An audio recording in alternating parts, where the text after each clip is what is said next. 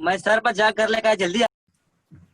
बिस्मिल्लाहिर्रहमानिर्रहीम। रब्बिश्रह ली सदरी व यस्सिर ली अमरी व अहलुल उक़दतम min lisani yafqahu qawli minni. Translation: Lord, open my breast for me and ease my task for me and loosen the knot from my tongue so that they may understand my speech.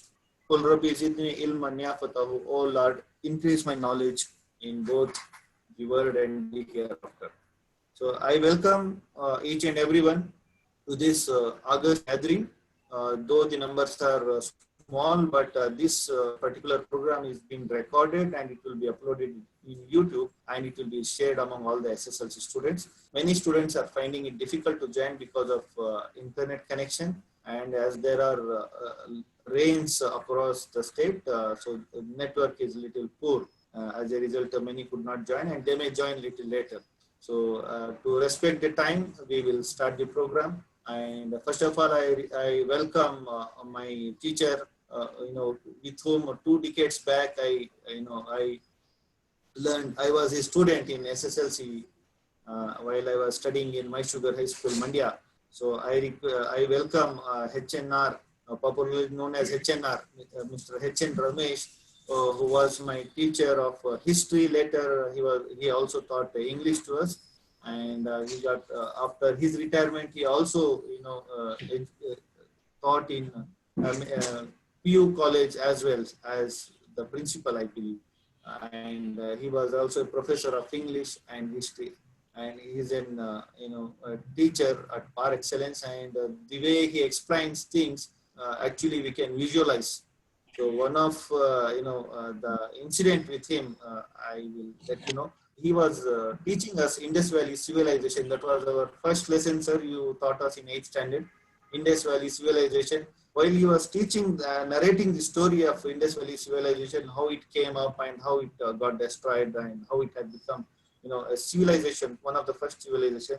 The way he explained, I could walk through the Indus Valley civilization. I was one of the character. I could imagine that way. So that is the kind of explanation he does. So he's the person who motivated me, who made Inayatullah Khan. I am here, whatever I am today, because of his motivation and his education. Welcome to you, sir. And I also welcome Mr. Abdul Khadir Kalekazi from Chikkodi. He is, a teacher of mathematics, and he is serving in Chikkodi in government CSS college, high school. Welcome you, Mr. Abdul Khadir Kalekazi. Thank you. I also welcome Mr. Hassan Mehdi Kalekazi. He is also another teacher from Belgaum district, Sankeshwar Taluk.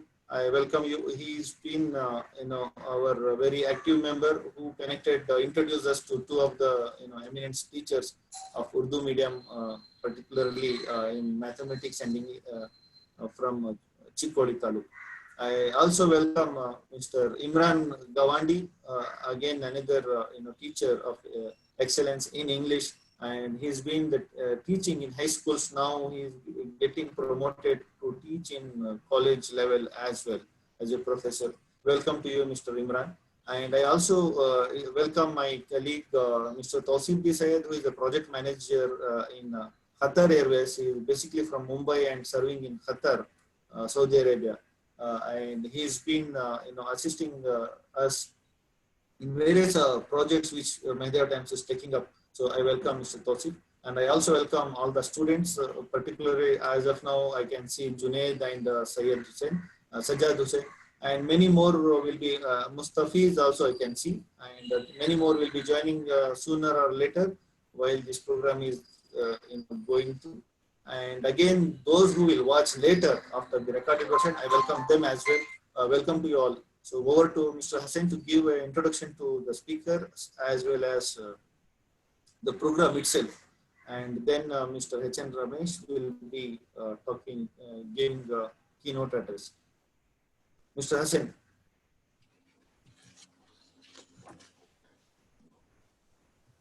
You need to unmute. Okay. Yes, sir. Thank you, Unar bhai, giving me this task. Assalamu alaikum all of you. प्यारे बच्चों, सबसे पहले मैं आपको बताना चाहता हूं कि मीडिया टाइम्स का इस प्रोग्राम के जरिए इनका इंटेंशन ये नहीं है कि सिर्फ आपको एसएससी एग्जाम पास कराया जाए, बल्कि आपको एक जिम्मेदार शहरी और एक काबिल शहरी बनाना भी, ताकि आप हमारे प्यारे हिंदुस्तान को नंबर 1 कंट्री बना सकें। तो खैर, I feel proud to introduce and welcome our Mr. Inayatullah Khan, who is the founder and managing trustee of Mahindra Time, and he is working as a CEO of Karnataka Port Commerce and Builders Association. आपके ताल्लुक से क्या कहना है, वक्त का बेहतरीन इस्तेमाल किस तरह किया जाए, आप इसमें माहिर, और थोड़ा थोड़ा मैं भी सीख रहा हूँ ताकि मैं भी जो है वक्त का बेहतरीन इस्तेमाल करूँ। Next, it is my pleasure to introduce Mr. H.N. Ramesh sir, behalf of Team Mahindra Times, for giving us your valuable time. He is reputed and renowned senior teacher from India. He has not only experience of teaching of SSC students, but also have the experience of teaching to PUC college students. आपके बहुत सारे education programmes में DD चंदन पर शाह होते रहते हैं और बहुत सारे लोग इससे फायदा भी उठाते रहते हैं। तो आपकी तारीफें जितनी भी तारीफ की जाती है कम। इसके बाद में चुकुड़ी से आए हुए हैं हमारे एक मेहमान जनाब अब्दुल कादर कालेकादी सर का भी इस्तेमाल करता हूँ, और आपके ताल्लुक से क्या कहूँ कि he is working as a maths teacher in CSS high school Chukudi. He is one of the best teacher of Chukuri Educational District. आपके साइंस और मैथ्स के पढ़ाने के टेक्निक्स बड़े निराले हैं और बहुत सारे लोग इसे पसंद करते हैं और इसे अपना भी रहे हैं। सीएसएस एक बड़ी इंस्टीट्यूट है जिसकी एडमिनिस्ट्रेटिव और ऑफिशियल वर्क की जिम्मेदारी भी आपके कंधों पर है। तो इससे मालूम होता है कि आपको सिर्फ टीचिंग का एक्सपीरियंस नहीं है, साथ ही जो है एडमिनिस्ट्रेशन का भी एक्सपीरियंस है। इसके साथ में और एक हमारे मेहमान को इंट्रोड्यूस करना चाहता हूं आपके सामने, जिनका नाम है Imran Khan Roni. Mister Imran Khan Roni is the high school teacher in government high school Kallol, taluka Chukoli. आप रिसोर्स पर्सन में हम देख रहे हैं कि उम्र में कम लगते हैं मगर नॉलेज में बहुत आगे हैं। आपके ताल्लुक से क्या कहूँगे, जब भी चुकोड़ी तालुके में टीचर्स को इंग्लिश ट्रेनिंग देने की बात की जाती है तो ऑर्गेनाइजर के जुबान पर सिर्फ एक नाम होता है, वो है इमरान खान रोनी। तो आप जो है बहुत टैलेंटेड हैं, वेल क्वालिफाइड हैं, इसी वजह से आपका दो जगहों पर सिलेक्शन भी हो चुका है। Government PU college as a lecturer और माइनॉरिटी पीयू कॉलेज में भी आपका सिलेक्शन हो चुका है, सिर्फ और आना बाकी। और साथ ही आपने केएसएट भी क्वालिफाई किया है और असिस्टेंट प्रोफेसर के लिए कोशिश कर रहे हैं। दुआ करो कि अल्लाह ताला आपको उसमें भी कामयाबी देगा। इसके बाद में हमारे करीब मिस्टर तौसीफ सैयद का भी सैयद को भी इंट्रोड्यूस करना चाहूंगा कि he is an active member of our Media Times and he is working as a project manager in Qatar Airways in Qatar.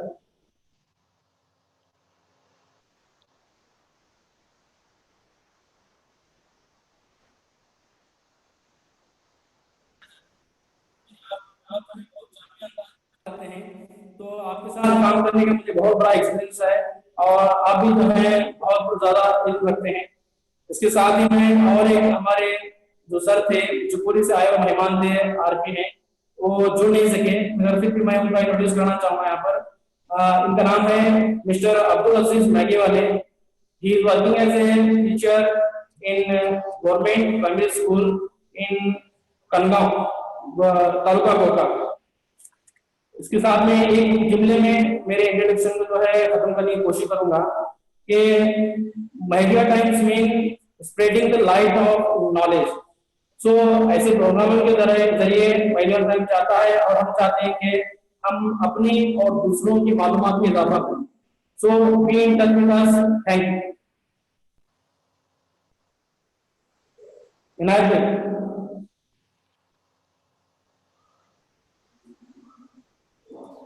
I request Mr. H.N. Ramesh sir to kindly take over.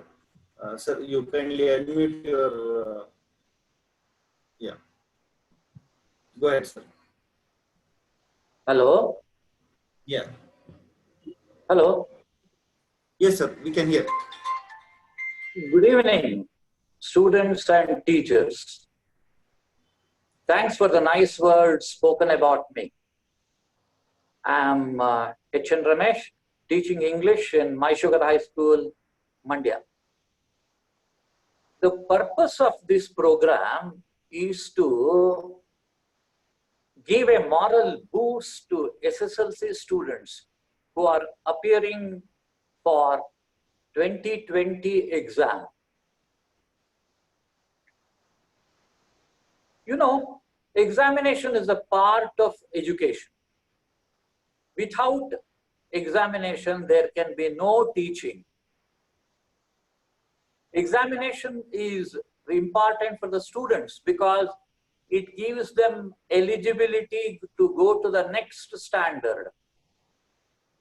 Examination is also very helpful for us teachers because it gives us a wonderful feedback. It makes us think whether the methods I am applying to teaching, is it effective? Are we able to reach the students properly? I mean, I will get that feedback from the examination. So, examination is very much part of teaching and education.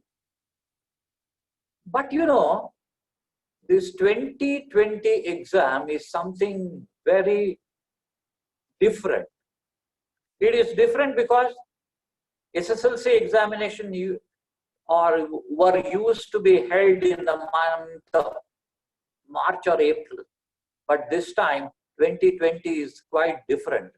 You know, one of our great presidents of India, Abdul Kalam, used to refer to 2020. He would say that by 2020, India would become a world power. And the youth of India will have the opportunity to get leadership positions in the world.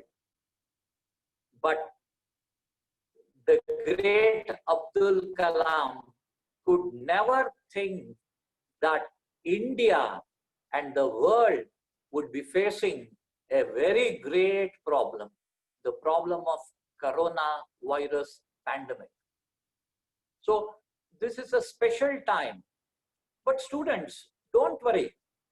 Special times needs special solutions. Special problems needs special solutions. The society knows, the government knows, the teachers know that this is a special problem. So they are ready to help you. Teachers are ready to help you. Department is ready to help you. So don't worry. Face the examination confidently and boldly.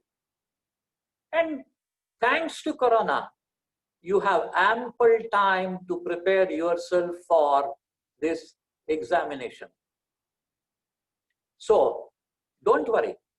And one thing I would like to say in this context. Some states, our neighboring states, Telangana and Tamil Nadu government, they did not conduct SSLC examination. They promoted all the students to the next standard.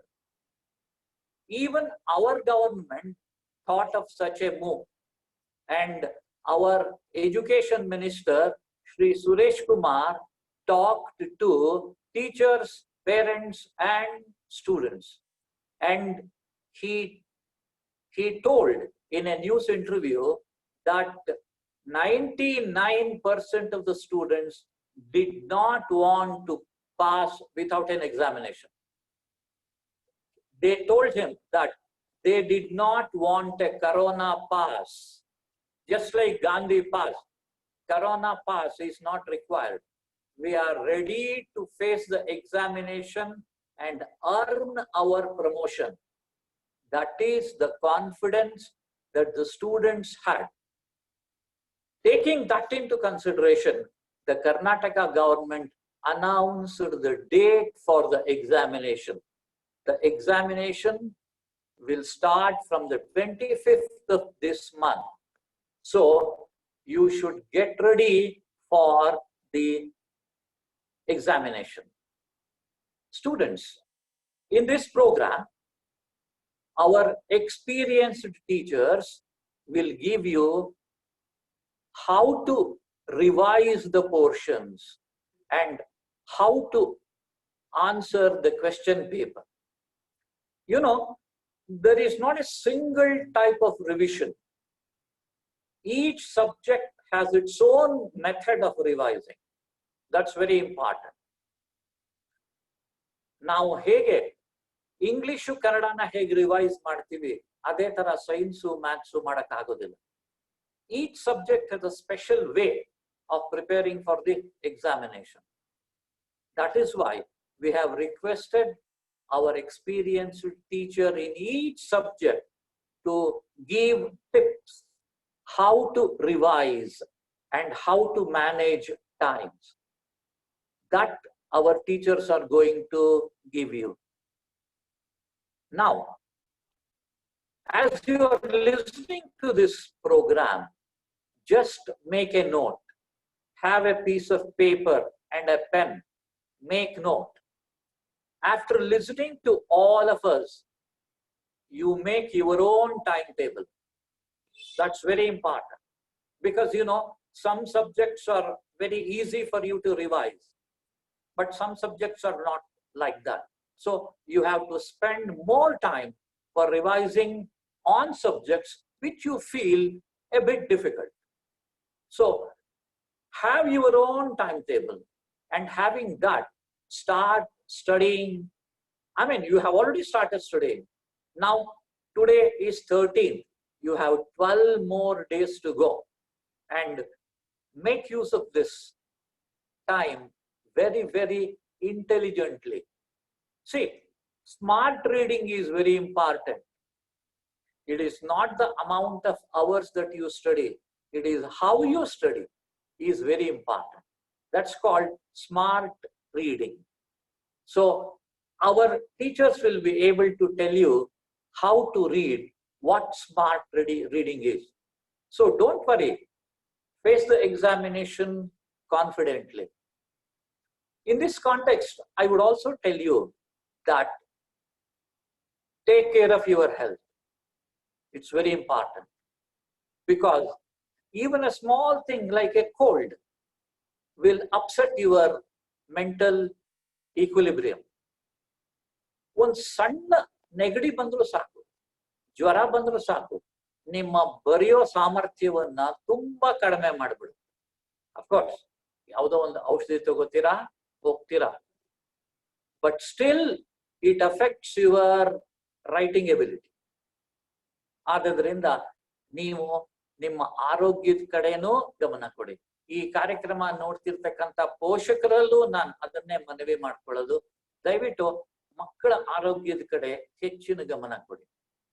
Next ನಾನು ಹೇಳಿದೆ smart preparation ಅಂತ. What do you mean by smart preparation? Smart preparation means preparing without any kind of stress.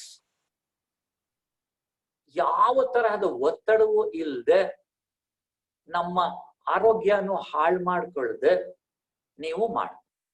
ನೀವು ಕರೆಕ್ಟಾಗಿ ಟೈಮನ್ನ manage ಮಾಡಿದ್ರೆ ನಿಮಗೆ ನಿದ್ದೆಗೆ ಸಮಯ ಇರುತ್ತೆ, ಊಟಕ್ಕೆ ಸಮಯ ಇರುತ್ತೆ, ರೆಸ್ಟ್ಗೆ ಸಮಯ ಇರುತ್ತೆ, ಎಲ್ಲದಕ್ಕೂ ಸಮಯ ಇರುತ್ತೆ. ಆದ್ರಿಂದ ನೀವು ಇದನ್ನೆಲ್ಲ ಲೆಕ್ಕ ಹಾಕೊಂಡು ನೀವು ಮಾಡಬೇಕು. ಸೊ ಈಗ ನಾನು ನಿಮ್ಮನ್ನ ಕೇಳ್ಕೊಳ್ಳೋದು ಇಷ್ಟೇ. ನಮ್ಗೆ ಹೇಳ್ತಾ ಇದ್ರು, don't have tension, only attention is needed ಅಂತ. ಸೊ ಟೆನ್ಷನ್ ಬೇಡ, ಅಟೆನ್ಷನ್ ಇರ್ಲಿ. ಆ ಅಟೆನ್ಷನ್ ಇಟ್ಕೊಂಡು ನೀವು ಅಭ್ಯಾಸ ಮಾಡಿ. ನಮ್ಮ ಟೀಚರ್ಸು ಈಗ ನಿಮಗೆ ಎಕ್ಸಾಮಿನೇಷನ್ ಹಿಂದಿನ ದಿವಸ ಏನ್ ಓದ್ಬೇಕು, ಎಕ್ಸಾಮಿನೇಷನ್ ಅಲ್ಲಿ ಹೇಗೆ ಕ್ವೆಶ್ಚನ್ ಪೇಪರ್ ನ ಓದ್ಬೇಕು, ದಟ್ಸ್ ವೆರಿ ಇಂಪಾರ್ಟೆಂಟ್. ಕ್ವೆಶ್ಚನ್ ಇವಾಗ ಅದಕ್ಕೋಸ್ಕರನೇ ಕ್ವೆಶ್ಚನ್ ಪೇಪರ್ ನ ಓದಕ್ಕೆ 15 ನಿಮಿಷ ಕೊಟ್ಟಿದ್ದಾರೆ ನಿಮಗೆ. ಆದ್ರಿಂದ ನೀವು ನಿಧಾನವಾಗಿ ಕ್ವೆಶ್ಚನ್ ಪೇಪರ್ ನ ಓದ್ಬೇಕು. ಆ ಓದುವಾಗ ನೀವು ಪ್ಲಾನ್ ಮಾಡಬೇಕು, ಯಾವ ಕ್ವೆಶ್ಚನ್ಸ್ ಅನ್ನ ನಾನು ಆನ್ಸರ್ ಮಾಡ್ತೀನಿ ಅಂತ ಪ್ಲಾನ್ ಮಾಡಬೇಕು. ಆಮೇಲೆ ನೀವು ಆನ್ಸರ್ ಮಾಡ್ತಿರೋ ಹಾಗೆ ಅದನ್ನ ಇಂಟು ಮಾರ್ಕ್ ಹಾಕಿ ಬರ್ದಿದೀವಿ ಅಂತ ಗೊತ್ತಾಗ್ತದೆ. Then after writing all the questions, just go through whether you have written all the questions. Okay, then hand it over to the invigilator, but don't forget to write the register number. Okay. So don't worry. As I told you, what is needed is preparation. Prepare intelligently. Don't strain yourself. Take care of your health. So, bearing all these things, of course, these are special times. You know, nearly 8 lakhs, more than 8 lakhs students are appearing for this examination. More than 8 lakhs students. So, you have to maintain social distancing also. All these additional problems will also be there. Bear that in mind. Have a mask. Examination center also. Keeping all these things in your mind. Prepare well for the examination. We teachers, all of us, wish you good luck. Okay? Well, thank you. Yeah.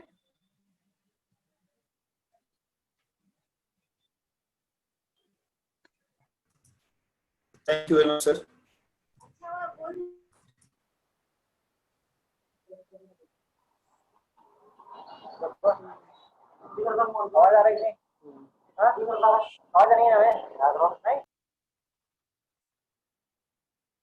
यार बंद है रो thank you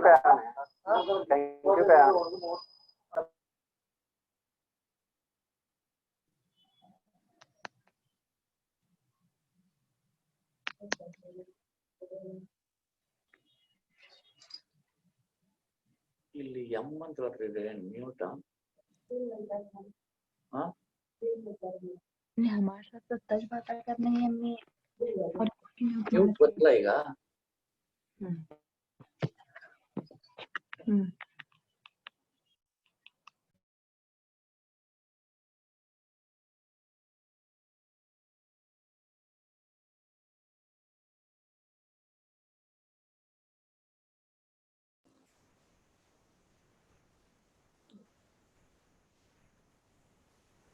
Yeah, we'll wait for a minute. I think Inatullah is rejoining.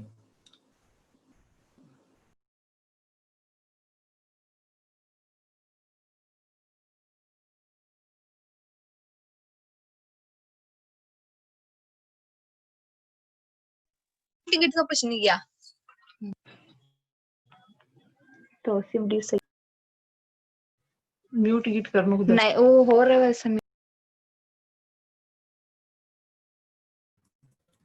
Hello. Yes, Inatullah, now you are audible. I think you lost in the middle.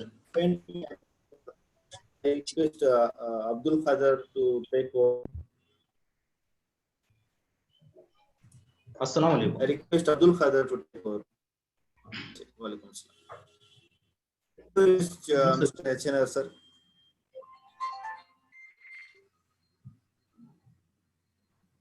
Inayat bhai, Sir, you can go ahead. Yeah, please go ahead. Thank you, sir. अच्छा मेरे प्यारे बच्चों, अभी आप जो सुन रहे हैं यहाँ पर एक कोशिश है कि किस तरह से आप ये जो 2020 एसएससी एग्जाम जो है वो किस तरह से फेस करना, यानी कि किस तरह, क्योंकि अभी जो रनिंग में जो आप जैसे एजुकेशन थी, जैसे ही एजुकेशन खत्म होता था तो एग्जाम होती थी तो कुछ फर्क नहीं पड़ता था, लेकिन अभी यहाँ पर आपको एक 2-3 महीने जो गैप हुआ है, इसके लिए हम किस तरह से आपको फिर एक बार ये एजुकेशन फील्ड में लाने की कोशिश कर रहे हैं। तो यहाँ पर साइंस जो क्वेश्चंस आप देखे रहेंगे, यहाँ पर आपको ज्यादा से ज्यादा ट्विस्ट क्वेश्चंस या आउट ऑफ सिलेबस क्वेश्चंस करके आप सुनते रहेंगे। तो यहाँ पर आउट ऑफ सिलेबस क्वेश्चंस वो नहीं रहते। आमतौर पर क्या कहें, जो क्वेश्चंस रहते हैं वो सिलेबस रिलेटेड ही रहते हैं, लेकिन आपकी किताब में नहीं रहते। उसका बेसिक नॉलेज के हिसाब से वो क्वेश्चंस या सवालात पूछे गए रहते हैं। क्योंकि ये new education policy, old education policy क्या बताती थी कि स्टूडेंट्स को नॉलेज दो, यानी कि इल्म दो, इल्म हासिल करने का उतना ही था। लेकिन न्यू एजुकेशन पॉलिसी क्या बताती है, तो यहाँ पर स्टूडेंट्स को नॉलेज की जरूरत नहीं है, वो नॉलेज कहीं से भी हासिल कर सकते हैं। उनमें क्रिएटिविटी यानी कि तख्लीकी सलाहियत बढ़ाई, ये न्यू एजुकेशन पॉलिसी है। यानी जो आप पढ़ते हैं उसे हमारी रोजमर्रा जिंदगी में उसका किस तरह से अप्लाई करना, ये न्यू एजुकेशन पॉलिसी बताती है।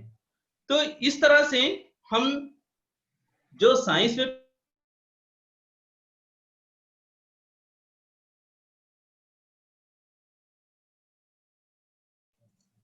किस तरह से हमारी रोजमर्रा जिंदगी में इसका इस्तेमाल करना हमें बताता है। तो इसके लिए हम जो पढ़ाई करते हैं पूरी तरह से पढ़ना चाहिए। कोई भी गाइड का इस्तेमाल करके या क्वेश्चन पेपर उतना ही बाहर करके इस तरह से नहीं करना चाहिए। इस तरह से करने से क्या होता है, हमें पूरा नॉलेज नहीं मिलता। यानी उस सबक में जो हिडन जो मजमून है, जो है वो नहीं आपको तो इसके लिए आपको पूरा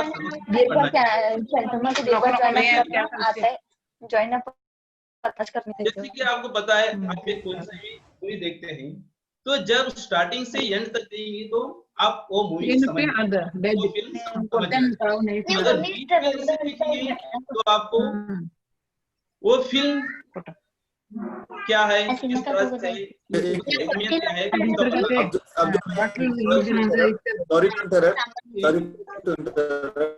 I request everyone to kindly mute your mics as it will get disturbed. जब सवाल पूछना होगा तभी आप अनम्यूट कर सकते हैं। सबसे रिक्वेस्ट है kindly mute your mics और बैकग्राउंड में कोई भी आवाज ना करें and keep it silent as possible. When you have to ask any question, then you can unmute and ask. Right now, request everyone mute your mics. Go ahead, sir. Is it possible to mute from you? I'll do one thing. I'll mute everybody. Then I'll unmute you alone separately.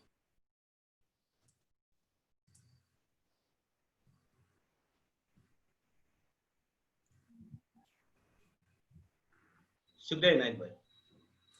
Okay, go ahead.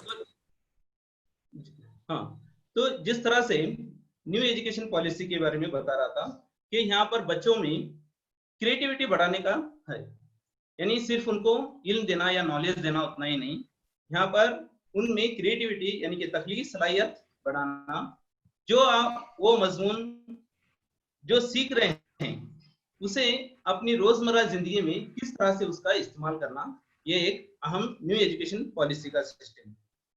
तो इसलिए जो आप सवालात पढ़ते हैं वो out of syllabus करके इसलिए आपको लगता है कि उसका थ्रोली नॉलेज यानी कि उसका बेसिक नॉलेज आपको नहीं मालूम रहेगा। मिसाल के तौर पर अभी आपको एक चंद जुमले बताता हूं, उसके बाद में एक सवाल पूछता हूं, उसका जवाब आप क्या आपके जहन में क्या आता है देखिए। एक शायर XYZ रियासत कर्नाटक से बेलगाम जिले से ताल्लुक रखते हैं। एक मजमून यानी एक शायर XYZ वो रियासत कर्नाटक के बेलगामी जिले से ताल्लुक रखते हैं। तो यहाँ पर सवाल अगर मैं आपको पूछूं XYZ शहर कौन से मुल्क से ताल्लुक रखते हैं, तो आपके जहन में जवाब आता है कर्नाटक रियासत के बेलगाम के से। तो ये जवाब गलत होता है, क्योंकि सवाल पूछा गया है कौन से मुल्क से ताल्लुक रखते हैं। तो यहाँ पर जो मैं जुमला बताया XYZ एक शहर रियासत कर्नाटक के बेलगावी जिले से ताल्लुक रखते हैं, इसमें कहीं भी मुल्क का नाम नहीं है। तो आपको सोचना पड़ेगा कि ये कर्नाटक कौन से मुल्क में आता है, क्योंकि सवाल जो है वो मुल्क के बारे में पूछा गया है। जब तक आप हिंदुस्तान करके जवाब नहीं देंगे तो आपको मार्क्स नहीं मिलेगा। इसी तरह के सवाल जो हैं साइंस में रहते हैं, जो आपको आउट ऑफ सिलेबस लगते हैं, लेकिन उसका जवाब अगर आप उसका बेसिक मालूम रहा तो उसका जवाब आप लिख सकते हैं या सोच सकते हैं। जैसे कि मिसाल के तौर पर आप तो और एक साइंस का सवाल पूछता हूं, 2 बकेट जो एक ही हजम रखते हों, उनमें एक में हवा भरी गई है और एक में पानी भरा हुआ है, कौन सा बकेट ज्यादा वजनदार है? यानी 2 यकसा साइज के यकसा हजम के बकेट हैं, उसमें एक में हवा भरी हुई है और एक में जो है पानी भरा हुआ है, कौन सा ज्यादा वजनदार है? तो यहाँ पर आप आमतौर पर बताएंगे कि जो पानी जो भरा हुआ है वो वजनदार है। इसे ही अगर आप क्यों करके पूछेंगे तो इसका जवाब, क्यों का जवाब जब तक आप नहीं बताते आपको मार्क्स नहीं दिया जाएगा। तो यहाँ पर क्यों, इसका मतलब यहाँ पर पानी का जो कसाफत है यानी कि डेंसिटी है वो हवा से ज्यादा है, इसलिए जो पानी से भरे हुई बकेट है उसका वजन ज्यादा होता है। तो यहाँ पर डेंसिटी या कसाफत बताना जरूरी है। अभी और एक मिसाल के तौर पर 2 यकसा बकेट में जो हजम रखते हो उसमें एक लोहा भरा हुआ है, एक में सोना भरा हुआ है यानी कि गोल्ड भरा हुआ है, तब कौन सी बकेट का वजन ज्यादा हो? तब आपके जवान में क्या जवाब आएगा? दोनों यकसा होगा, लेकिन ये गलत है, क्योंकि सोने की कसाफत जो है लोहे की कसाफत से ज्यादा है, यानी कि gold density of gold is heavier than iron. तो यहाँ पर वॉल्यूम जो बकेट का है वो एक ही है, लेकिन जो कसाफत सोने की ज्यादा रहने की वजह से सोने की बकेट जो है वो ज्यादा वजनदार होती है। तो यहाँ पर आपको ये डेंसिटी के बारे में अगर पता हो तो इसका जवाब आप आसानी से दे सकते हैं। अगर डेंसिटी के बारे में, कसाफत के बारे में पता ना हो तो इसका जवाब देना नामुमकिन है। तो इसलिए कोई भी जब आप सबक पढ़ते हैं तो कौन सा भी एक गाइड रेफर करके या क्वेश्चन पेपर हल जो मिलते हैं उसको अगर आप रेफर करके पढ़ेंगे तो आपको बेसिक नॉलेज नहीं मिलता। तो जो किताब में आपको दिया गया है उससे ज्यादा पढ़ाई करो, उसे समझो और उसका बेसिक जो है उसको समझने की कोशिश करो। अगर आप उसका बेसिक समझेंगे तो आप कौन से भी सवाल का जवाब आसानी से लिख सकते हैं। इसी तरह से ये जो ट्विस्टेड सवाल आते हैं और सवालात को आपको पता है साइंस में बायोलॉजी, केमिस्ट्री और फिजिक्स, ये तीनों को उतनी ही अहमियत देना चाहिए, क्योंकि अगर आप ज्यादा स्कोर करना हो तो यहाँ पर आप तीनों मज़ामीन का पढ़ाई करना चाहिए। इसी तरह से उन मज़ामीन में जो बेसिक नॉलेज है जो आपको 8th, 7th, 8th और 9th इन किताबों से हासिल कर सकते हैं। जब तक आप बेसिक नहीं समझेंगे तो आप ये पूरे से पूरे जवाब नहीं लिख सकते। अभी पिछले साल के रिजल्ट के बारे में बताऊं तो 2019 ईस्वी में जो एसएसएलसी एग्जाम हुई उसमें साइंस में जो marks out of out students ले सिर्फ 26 लोग थे।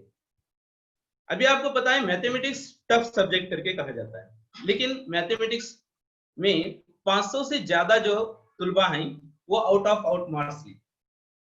तो यहाँ पर साइंस जो आउट ऑफ आउट क्यों नहीं ले, इसकी वजह जो ट्विस्टेड सवालात रहते हैं उसका आप टच नहीं करते। तो इसको टच करने के लिए आपको बेसिक नॉलेज जरूरी है। तो बेसिक नॉलेज रहा तो ही आप ऐसे सवालात को टच कर सकते हैं।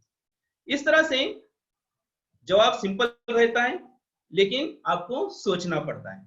जिस तरह से पहला सवाल जो पूछा था मैं, XYZ एक शहर रियासत कर्नाटक के बेलगावी जिले से ताल्लुक रखते हैं। तो सवाल था वहां पर कौन से मुल्क से ताल्लुक रखते हैं करके। जब तक आप कर्नाटक रियासत हिंदुस्तान में है ये नहीं मालूम रहता तो आप उसका हिंदुस्तानी जवाब नहीं लिख सकते। इसी तरह से साइंस में भी जो भी सवालात हैं अगर वो बेसिक नॉलेज रहा तो आप उसका जवाब लिख सकते हैं। इसी तरह से सभी सवालात को टच कीजिए, ज्यादा से ज्यादा सही जवाब लिखने की कोशिश कीजिए। अभी आपको पता है साइंस में जो है आपको 18 मार्क्स की शक्लें दिखाई देती हैं, यानी सिर्फ शक्ल निकालकर बगैर कुछ लिखे आप 18 मार्क्स हासिल कर सकते हैं। तो यहाँ पर 18 मार्क्स लेने के लिए आप सिर्फ शक्लें उतना ही अच्छा निकालते जाएंगे तो आपको टाइम वेस्ट हो जाएगा। अगर आप किताबें में देखेंगे तो कलर के जो आपको शक्लें हैं वो निकालने में थोड़ा मुश्किलात होती है। तो फ्री ड्राइंग से जो निकाली गई शक्लें रहती हैं उन शक्लों का इस्तेमाल करके आप आसानी से ये सवाल हल कर सकते हैं। ज्यादा टाइम वेस्ट नहीं करना चाहिए। यानी कि शक्ल निकालने में ही अगर आप वो 2 मार्क्स की शक्ल है तो वहां पर आपको 1 मार्क्स जो है शक्ल के लिए रहता है और उसके जो 1 मार्क्स जो है अगर 1 या 2 उसके पार्ट्स बताना हो तो उसके लिए रहता है। तो अगर आप ये शक्ल जो 2 मिनट में है अगर आप 5 मिनट तक उसको शक्ल ही निकालते रहेंगे तो आपको टाइम वेस्ट होगा, दूसरे सवाल पर ध्यान आपका नहीं जाएगा। तो यहाँ पर टाइम एक इंपॉर्टेंट चीज है, यानी कि आपको 3 घंटे के बाद में 1 मिनट भी टाइम नहीं दिया जाता। तो यहाँ पर शक्लें जो हैं आमतौर पर आप जो फ्री ड्राइंग से निकाले जाते हैं या आपके टीचर जो हैं आपको जब पढ़ाते रहते हैं तब आपको बोर्ड पर निकाले रहते हैं, तो वो शक्लें उस तरह से शक्लें निकालने की कोशिश कीजिए। तो यहाँ पर आपको चंद शक्लों के बारे में मैं बताता हूँ।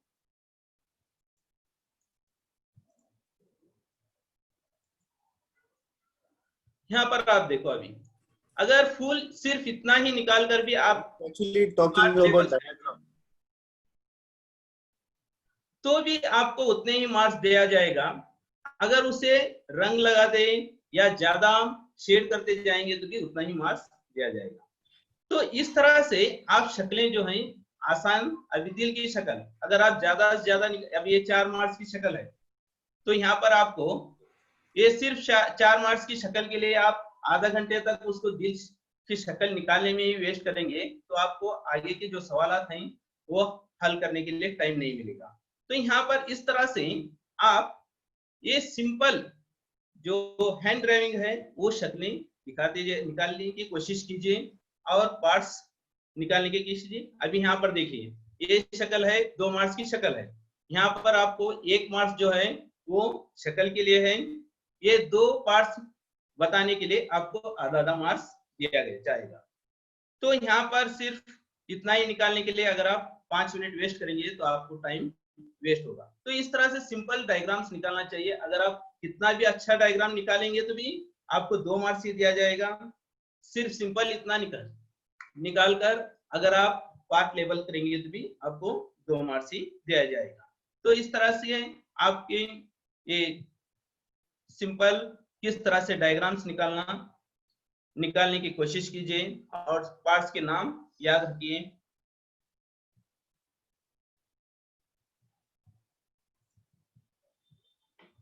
अभी ये साइंस का हुआ। अभी मैथमेटिक्स एक ऐसा सब्जेक्ट है जो बहुत सीखने में बहुत आसान लगता है। जब आपके टीचर्स बोर्ड पर इसे हल कराते हैं तो लगता है कि ये बहुत आसान है। जब आप इसे खुद हल करने शुरू कर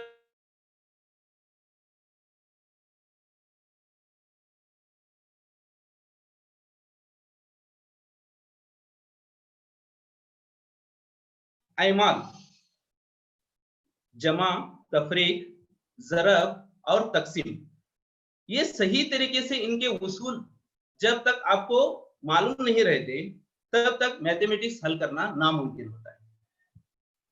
4 अमल और 0 से लेकर 9 तक हिंसे, इतना अगर आप परफेक्ट रहेंगे, पहाड़े भी आपको सिर्फ 10 तक पहाड़े आएंगे तो भी आप मैथमेटिक्स में स्कोर कर सकते हैं। ज्यादा से ज्यादा पढ़ने का, ज्यादा से ज्यादा पहाड़ी याद करने की भी जरूरत नहीं, लेकिन जो 4 उसूल हैं, जमा, नफी, ज़रब, तकसीम, यानी किस तरह से प्लस प्लस, अगर +1 +1 +2 होता है, वही +1 -1 सिफर होता है। +1 इंटू -1 ये सिफर नहीं होता, यहाँ पर क्या होता है, -1 होता है। तो यहाँ पर इसको उसूल को समझना चाहिए, यानी कि +1 और -1 रहा तो सिफर होता है, वही +1 इंटू -1 रहा तो -1 होता है। ये क्यों होता है? तो यहाँ पर यही कंफ्यूज बच्चों में होता है। तो आप में ये कंफ्यूज जो है दूर करने के लिए पहला ये जमा, नफी, ज़रब और तकसीम के उसूल को जानना चाहिए। अगर आप ये सभी उसूल मालूम करेंगे, पहचानेंगे, तो आपको ये मैथमेटिक्स आसान होगा। इसके बाद में आपको मैथमेटिक्स में 2 दर्जे मसावत और 1 दर्जे मसावत आमतौर पर 10th तक के लिए, यानी कि एसएसएलसी स्टूडेंट्स के लिए, ये लीनियर इक्वेशंस और क्वाड्रेटिक इक्वेशंस, अगर इसको किस तरह से हल करना अगर आपको आता हो तो आप अरिथमेटिक, अलजेब्रा और ज्योमेट्री ये तीनों हल कर सकते हैं। यानी इन तीनों में ये लीनियर इक्वेशंस और क्वाड्रेटिक इक्वेशंस के बारे में आता है। तो यहाँ पर लीनियर इक्वेशंस और क्वाड्रेटिक इक्वेशंस किस तरह से हल करना ये सीखिए। इसके बाद में ज्यादा स्कोर करने के लिए मैथमेटिक्स का एक उसूल है, यानी जवाब हल करते वक्त 4 स्टेप्स फॉलो करना चाहिए। पहला स्टेप, जो सवाल में मफरूजा दिया गया है उसको सही तरीके से लिखना, यानी कि फर्स्ट जो है जो मफरूजा लिखना। दूसरा, वो मफरूजे के हिसाब से फार्मूला लिखना, यानी जो हल करने के लिए जो सवाल पूछा गया है उसका फार्मूला लिखना। ये 2 स्टेप। तीसरा स्टेप, वो फार्मूले में जो आप मफरूजा लिखे रहते हैं उसके हिसाब से उसमें सभी अदाद को दाखिल करना और उसको जमा, ज़रब, नफी, तकसीम ये उसूल के साथ हल करते जाना। लास्ट स्टेप जो है जवाब लिखना। ये 4 स्टेप रहते हैं। अगर मैथमेटिक्स में अगर आप ये चारों स्टेप्स फॉलो करेंगे तो आपको फुल मार्क्स दिया गया जाता है। डायरेक्ट अगर आप फॉर्मूला लिखकर हल करेंगे और लास्ट में जवाब नहीं लिखेंगे तो मार्क्स जो है वो कट किया जाता है। तो यहाँ पर आमतौर पर मैथमेटिक्स में ज्यादा से ज्यादा आप स्कोर करना हो तो ये 4 स्टेप्स फॉलो करो। फर्स्ट, मफरूजा लिखना, यानी कि जो गिवन डाटा है वो गिवन डाटा लिखना। उसके बाद में फार्मूला अप्लाई करना, यानी कि ज़ाब्ता लिखना। थर्ड स्टेप, उसको हल करना। उसके बाद में आखिर में जो है उसका जवाब लिखना। तो इस तरह से लिखेंगे तो आपको मैथमेटिक्स में जो है आसानी से हल कर सकते हैं। तो मैथमेटिक्स आसान होने के लिए सिर्फ एक ही उसूल, जमा, ज़रब, नफी, तकसीम, इसके उसूल जब तक आपको समझ में नहीं आएंगे आप हिसाब हल नहीं कर सकते। तो ज्यादा से ज्यादा ये उसूल के बारे में मालूम कीजिए। और लीनियर इक्वेशंस और क्वाड्रेटिक इक्वेशंस, यानी कि 1 दर्जे मसावतें और 2 दर्जे मसावतें हल करने की कोशिश कीजिए। ये अगर मसावतें हल करने में आपको आसानी हो तो आप अरिथमेटिक, अलजेब्रा और ज्योमेट्री तीनों यहाँ पर भी वही इंपॉर्टेंट है। तो इस तरह से आपको मैथमेटिक्स हल किया जा सकता है।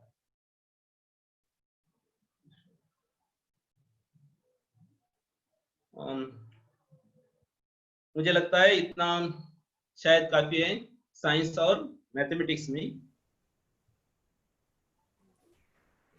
इस महिद्विया टाइम्स की तरफ से मुझे टाइम देने के लिए अब्दुल कादर सर। क्या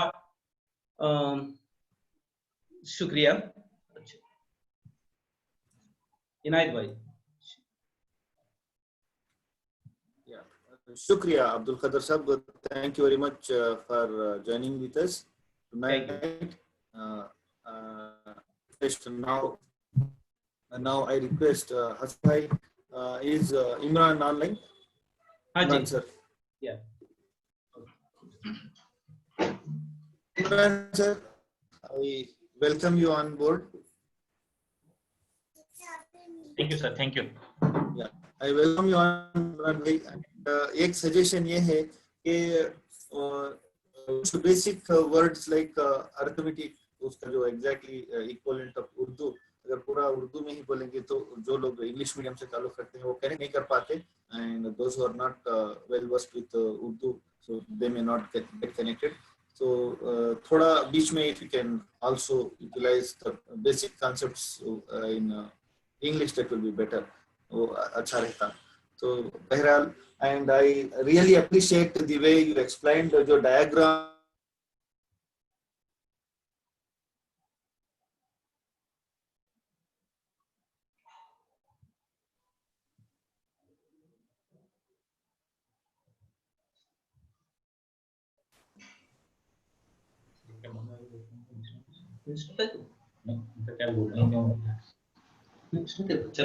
I think we'll carry on. So Imran sir, you can carry on with your session. You can start your session. Thank you. Okay, sir. Thank you. Good evening, everybody. So today I'm going to the second language English. जैसा कि आप सबको पता है कि annual exam में first paper ही English है, second language. तो हमें इसी के साथ शुरुआत करनी है, और ज्यादातर जो स्टूडेंट्स जुड़े हुए हैं, I think they are from Urdu medium and they are studying English as the second language. So now जो इंग्लिश सेकेंड लैंग्वेज का एग्जाम पेपर होता है, उसके लिए 180 मिनट्स यानी कि 3 घंटे का टाइम रहता है. फर्स्ट 15 मिनट जो पहले 15 मिनट होते हैं उसे में हमें सिर्फ क्वेश्चन पेपर पढ़ना है, लिखना कुछ नहीं है. देन आफ्टर स्टार्टिंग राइटिंग, जब हम राइटिंग स्टार्ट करते हैं तो फर्स्ट क्वेश्चन आता है मल्टीपल चॉइस क्वेश्चंस. ये जो मल्टीपल चॉइस क्वेश्चंस होते हैं ये पूरे ग्रामर बेस्ड होते हैं. तो इन्हें हमें क्या करना है, पहले अच्छी तरह से पढ़ना है, समझ लेना है, और फिर क्वेश्चन पेपर पर बिल्कुल भी टिक नहीं करना है. डायरेक्ट आंसर में क्वेश्चन नंबर और उसके साथ जो ऑप्शन का लेटर रहता है A, B, C, D, उसे कंपलसरी लिखना है. कंपलसरी लिखने के बाद उसका जो पूरा आंसर रहता है उसे हमें आंसर पेपर पे लिखना है. तो नॉर्मली ये 4 ग्रामर मार्क्स के होने के बाद जो आता है second main question, do as directed. Do as directed में भी जो 12 क्वेश्चंस रहते हैं फर्स्ट, तो वो भी पूरी तरह पे ग्रामर बेस्ड ही रहते हैं. उनमें ग्रामर के ही क्वेश्चंस आते हैं, जैसे कि हो गया reported speech, articles, prepositions, conjunctions, या हो गया तो इफ क्लॉज. ऐसे जो पूरे ग्रामर टॉपिक जो प्रिस्क्राइब्ड हैं उन पे ही बेस्ड 12 क्वेश्चंस आते हैं. लेकिन यहाँ हमें मल्टीपल चॉइस नहीं मिलती, 4 ऑप्शंस नहीं मिलते, हमें इन क्वेश्चंस के डायरेक्ट आंसर लिखने होते हैं. और याद रखिए जितना आंसर है हमें उतना ही लिखना है, पूरा सेंटेंस कॉपी करने की जरूरत नहीं है. तो ये जो पहले 16 क्वेश्चंस होते हैं वो 1 मार्क्स के रहते हैं और पूरे ग्रामर बेस्ड रहते हैं, ग्रामर एंड वोकैबुलरी. सो जब हम लेते हैं थर्ड क्वेश्चन एडिटिंग, तो यहां से हमारे 2 मार्क्स के आंसर स्टार्ट होते हैं. तो एडिटिंग में क्वेश्चन कैसा रहता है, read the given paragraph carefully, there are 2 errors and you need to edit the errors and rewrite the paragraph in your answer sheet. तो इस क्वेश्चन का आंसर हमें ऐसा लिखना है कि जो 2 एरर्स रहते हैं उनका क्लूज नीचे दिया रहता है, तो उन क्लूज को पढ़ना है, जो एरर है उसे आइडेंटिफाई करना पड़ता है, और जब हम आंसर लिखते हैं तो वो पूरा पैराग्राफ हमें फिर से लिखना पड़ता है। ऐसा नहीं है कि सिर्फ हमने आंसर लिख दिया और हो गया, तो हमें वो पूरा पैराग्राफ फिर से लिखना है। लेकिन जब हम आंसर पेपर में लिखते हैं तो जो 2 एरर्स रहते हैं उनको हमें करेक्ट करके लिखना है और उनके नीचे अंडरलाइन करना है। ये बात हमें याद रखनी चाहिए कि जिन वर्ड्स को हमने एडिट किया है, जिन रॉन्ग वर्ड्स को हमने करेक्ट किया है, उन 2 वर्ड्स के नीचे हमें अंडरलाइन करनी। तो जो थर्ड मेन क्वेश्चन आता है, answer the following questions in 2 और 3 सेंटेंसेस। तो इनमें हमें पोएट्री सेक्शन से सप्लीमेंट्री रीडिंग से 2 और बाकी के जो 3 हैं वो हमें प्रोज सेक्शन से आते हैं। सो जब हम प्रिपेयर करते हैं 2 मार्क्स क्वेश्चंस, तो इस बात का ध्यान रखें कि सप्लीमेंट्री रीडिंग जो है, जो 4 लेसन है, Narayanpur incident, on the top of the world, the great martyr ever cherished, और जो है 4th lesson the bird of happiness, इनमें से कोई भी 3 लेसन अगर प्रिपेयर करेंगे तो चलेगा 2 मार्क्स के लिए, क्योंकि वो ऑल्टरनेटिव रहते हैं। तो हमें इनमें से 4 क्वेश्चंस रहते हैं, लेकिन आंसर हमें सिर्फ 2 के ही लिखने हैं। तो पोएट्री में से I think the 8th poem is very important for 2 marks question, of the outer space to tomorrow morning. और जो बाकी के 4 रहते हैं तो वो प्रोज पर से आते हैं। So better to prepare 3 marks question on all the lessons. तो हमें स्मार्ट स्टडी कैसी करनी चाहिए इस वक्त, जो 3 मार्क्स के आंसर हैं उन्हें प्रिपेयर कीजिए। तो वो 2 मार्क्स को भी चलेंगे और 3 मार्क्स को भी चलेंगे। और एक बात हमें यहाँ पे ये ध्यान रखनी है कि 2 मार्क्स के जो आंसर हैं उनमें मिनिमम 2 सेंटेंसेस रहने चाहिए और मैक्सिमम 3 सेंटेंसेस रहने चाहिए। It means we have to answer in 2 sentences or 3 sentences with the prescribed points। जो points हमसे पूछे गए हैं वो भी उनमें रहने चाहिए, तभी हमें 2 मार्क्स मिलेंगे। अगर हमने 1 पॉइंट लिख के छोड़ दिया तो उस 2 मार्क्स का हमें सिर्फ 1 ही मार्क्स मिलेगा। So you have to keep this in mind। Answer, ये 2 मार्क्स के आंसर लिखने के बाद जो आता है क्वेश्चन, मेन क्वेश्चन है answer the following questions into 6 to 7 sentences. जो 3 मार्क्स के क्वेश्चन रहते हैं उसमें सिर्फ 2 क्वेश्चंस रहते हैं। एक क्वेश्चन रहता है प्रोज पे और एक क्वेश्चन रहता है पोएट्री पे। ध्यान रखिए, एक क्वेश्चन रहता है प्रोज पे, जो हमारे लेसन है उनमें से आता है एक, और एक जो आता है पोएट्री सेक्शन। तो यहाँ हमें बहुत ही carefully, without making any spelling error और ग्रामर एरर बिल्कुल नहीं करना है। अगर हम लॉन्ग आंसर लिखते समय अगर स्पेलिंग और ग्रामर का एरर हो गया तो उसमें भी हमारे मार्क्स चले जाएंगे। So this we have to keep in mind that while writing 3 marks answer, we have to avoid spelling and grammar errors. Okay. Then comes answer the following question in 8 to 10 sentences, जो कि होता है 4 marks का। और ये question सिर्फ poetry section पे होता है, ना कि प्रोज सेक्शन पे। प्रोज सेक्शन पे कोई भी 4 मार्क्स का क्वेश्चन नहीं आता। तो 4 मार्क्स का क्वेश्चन आता है सिर्फ पोएट्री सेक्शन पे, और उसमें भी हमें इंटरनल चॉइस मिलती है। मतलब 3 पोएम्स पे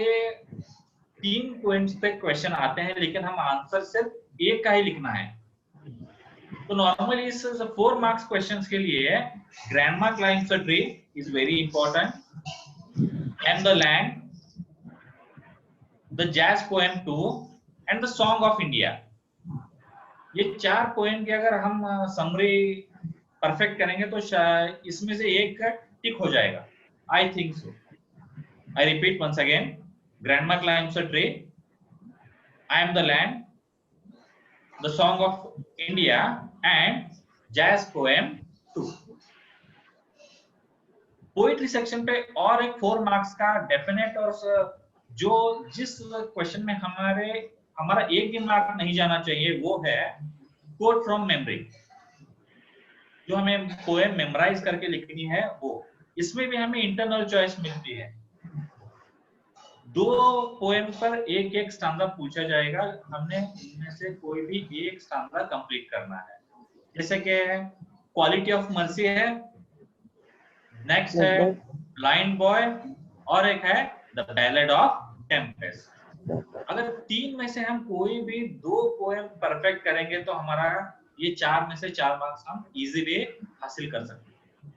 तो it means that there are 2 questions of 4 marks from poetry section। Prose section पे कोई भी 4 मार्क्स का क्वेश्चन नहीं आएगा। जो नेक्स्ट इंपॉर्टेंट क्वेश्चन आएगा वो है एक्सट्रैक्ट क्वेश्चंस, जिसे कि हम कहते हैं RC, reference to context, but actually they are called as extract questions.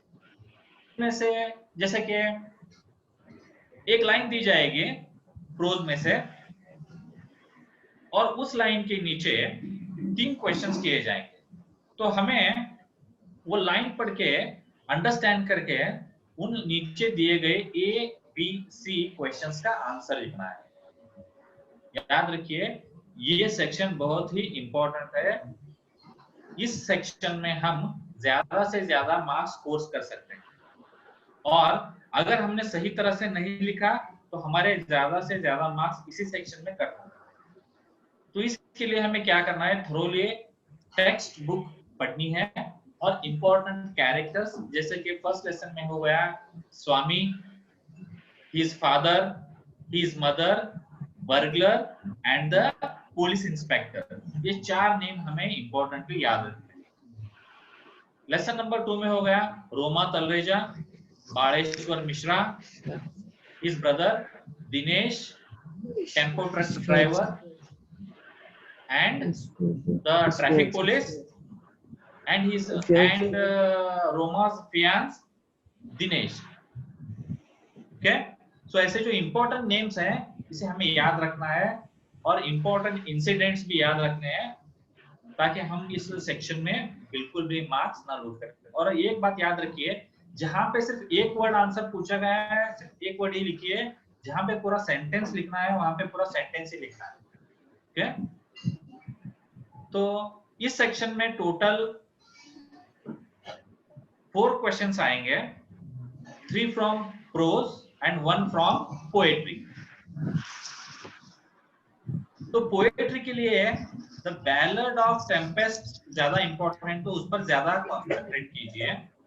Pros के लिए lesson number 2, lesson number 3, lesson number 5 और लेसन नंबर 6। लेसन नंबर 2 है there is a girl by the tracks. Lesson number 3 is the gentleman of Rio and Medio. Lesson number 4 doctor B R. Ambedkar and lesson number 5 is the concert. तो इन ये जो 4 lessons हैं इसमें से questions आने की ज्यादा पॉसिबिलिटी है। Then we come here we have completed prose textbook section। Textbook को कितने मार्क्स हैं, 40 marks, 20 marks for prose section, 16 marks for poetry section and 4 marks for supplementary reading। तो ये जो 40 marks का टेक्स्ट है उसके बाद आता है ग्रामर एंड कंपोजिशन। ठीक है, तो ग्रामर में हमने ऑलरेडी 16 मार्क्स का इनिशियली 1 मार्क्स के क्वेश्चन देखे हैं। तो अब आएगा writing and reading section, composition section. तो रीडिंग सेक्शन में इंपॉर्टेंट जो 3 मार्क्स के क्वेश्चन होते हैं वो है प्रोफाइल राइटिंग, स्टोरी राइटिंग। इन सेक्शंस में हमें क्लू दिए जाते हैं और इनमें हमें सिर्फ प्रोनाउन और हेल्पिंग वर्ब्स के मदद से सेंटेंसेस क्रिएट करने होते हैं। तो प्रोफाइल राइटिंग में एक क्लू का एक सेंटेंस, जितना दिया गया है उतना ही लिखना है। तो इसमें से हमें बिल्कुल भी अगर इधर उधर गलती हो जाएगी तो 2.5 मार्क्स इजीली भी मिलेगा प्रोफाइल राइटिंग। स्टोरी राइटिंग में हमें क्या करना है, स्टोरी को कंपल्सरी हमें एक टाइटल देना है, एक नाम देना है और स्टोरी पूरी क्लूज के हिसाब से लिखनी है। तो जितना हो सके उतना सिंपल इंग्लिश में और स्पेलिंग मिस्टेक ना करते हुए हमें इन 2 सेक्शंस को लिखना है। उसके बाद आता है sorry letter writing. Letter writing ये जो सेक्शन है वो लास्ट क्वेश्चन आता है और ये है 5 मार्क्स का। 5 मार्क्स का एक ही क्वेश्चन है और वो है letter writing. And I suggest you to write personal letter. Personal letter में हमें एक ध्यान रखना है कि जब हम फ्रॉम एड्रेस लिखते हैं या तो हम राइट साइड को लिख सकते हैं या तो लेफ्ट साइड को लिख सकते हैं। अगर हमने स्टार्टिंग हमारा फ्रॉम एड्रेस राइट साइड से की है तो डेट भी फ्रॉम एड्रेस के बाद में राइट साइड ही लिखना है, लेकिन सैल्यूटेशन जो है लेफ्ट साइड को आना है। फिर introductory paragraph, content paragraph, concluding paragraph, 3 paragraph में हमारा लेटर कंपल्सरी भी डिवाइड होना चाहिए। और लास्ट में जब हम यूअर्स लविंगली लिखते हैं तो वो भी राइट साइड को आना है। या अगर हम फ्रॉम एड्रेस मतलब जो पर्सन लेटर लिख रहा है उसका एड्रेस आप लेफ्ट साइड को लिखते हैं तो डेट भी उसकी नीचे लेफ्ट साइड को ही आएगी। सैल्यूटेशन डियर लिखने के बाद dear mother, dear father, dear brother, dear sister जो है वो भी लेफ्ट साइड को आएगा। उसके बाद same 3 paragraph, introductory paragraph, content paragraph और कंक्लूडिंग पैराग्राफ। और लास्ट में जो सब्सक्रिप्शन है वो भी लेफ्ट साइड को ही आएगा। तो इस बात का हमें ध्यान रखना है। तो जो फॉर्मेट को है वो 2 मार्क्स डिवाइडेड है और कंटेंट जो पैराग्राफ रहते हैं 3 उसे 3 मार्क्स रहते हैं। तो ये भी बहुत स्कोरिंग टॉपिक है, इसमें भी हमारे कोई भी मार्क्स नहीं जाने चाहिए। और उसके बाद 4 मार्क्स का और एक टॉपिक है एसे राइटिंग। तो 3 से 4 एसे बिल्कुल परफेक्ट ही कीजिए और एसे लिखते वक्त हमें ऐसे 2 या 3 पैराग्राफ में डिवाइड करना है। अगर नहीं हो सके तो एक ही पैराग्राफ में इजी इंग्लिश में जो आप समझ आता है वो लिखिए। किसी भी हालत में ये सेक्शन छूटना नहीं चाहिए गड़बड़ी में। ओके, ये हमें अटेम्प्ट करना ही करना है। और इसके बाद आता है रीडिंग सेक्शन। रीडिंग सेक्शन में क्या रहता है, एक सिंपल पैराग्राफ दिया जाता है तो उस पैराग्राफ को हम रीडिंग करना है। रीडिंग करने के बाद उसके नीचे 2 क्वेश्चंस, 2 मार्क्स के 2 या 1 मार्क्स के 4 क्वेश्चन दिए जाएंगे। तो हमें वो पैराग्राफ रीड करके उसका आंसर लिखना है क्योंकि आंसर उसी पैराग्राफ में है। और इसके पहले आएगा पिक्चर राइटिंग, पिक्चर डिस्क्रिप्शन जो 3 मार्क्स के हैं। उसके साथ आएगा एक तो प्रोफाइल राइटिंग, एक आएगा स्टोरी राइटिंग और तीसरा आएगा पिक्चर डिस्क्रिप्शन। पिक्चर डिस्क्रिप्शन में 2 टाइप्स के क्वेश्चन आने की पॉसिबिलिटी है। एक तो एक इंसिडेंट डिस्क्राइब करना है, या तो जैसा कि एक आपने टेक्स्ट बुक जो देखी ही होगी, लेसन नंबर 2 स्टार्टिंग के पहले जो बिफोर यू रीड आता है उसमें एक लड़की का एक्सीडेंट हुआ एक पिक्चर है, उस टाइप का क्वेश्चन आ सकता है। तो हमें क्या करना है, जब पिक्चर डिस्क्रिप्शन क्वेश्चन हम अटेम्प्ट करते रहते हैं तो पिक्चर ध्यान से देखनी है और उसके पहले क्वेश्चन ध्यान से पढ़ना है। अगर डिस्क्राइब पिक्चर है तो उस पिक्चर में जो भी हम देख रहे हैं वो देख के उसके बारे में हमें 6 to 7 सेंटेंस लिखने हैं। अगर पिक्चर में साइन बोर्ड्स दिए हैं जैसे कि do not park here, no smoking, ऐसे अगर इंस्ट्रक्शंस दिए हैं तो मिनिमम 6 इंस्ट्रक्शंस आएंगे। तो उन 6 इंस्ट्रक्शंस पे हमें एक सेंटेंस फ्रेम करना है। तो मिनिमम हमें 6 सेंटेंस लिखने हैं। 6 सेंटेंस लिख के हमारा आंसर कंप्लीट हो जाएगा। तो we have to be very careful while answering this section. If we are asked to describe the picture, we have to describe, we have to see what we have to write what we can see in the picture. Otherwise, if we are asked to expand the instruction, we have to write a sentence for each instruction. Okay, so hope we have discussed all the questions, all the types of questions that are going to asked in the examination. Okay, go to Inan bhai.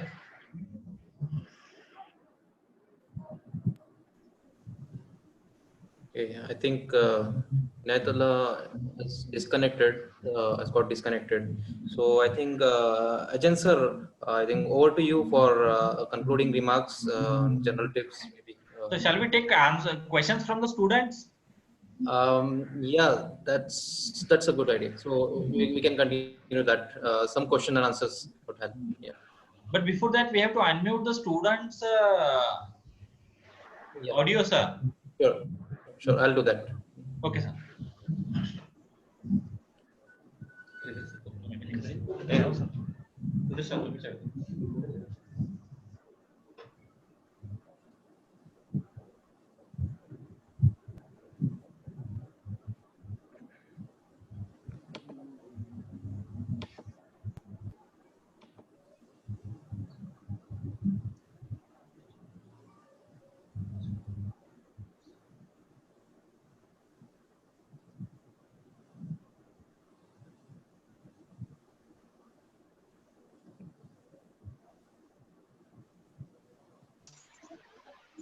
Hello. Yes, I think everybody is on unmute now. So sir नहीं sir अभी mic नहीं unmute हुआ है आपका. Students का mic unmute नहीं हुआ है.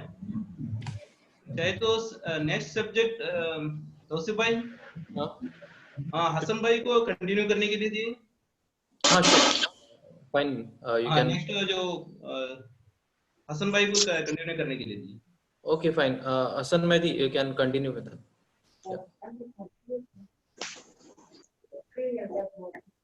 नहीं अब जो है इनका है ना, इमरान भाई बात कर रहे थे ना अभी.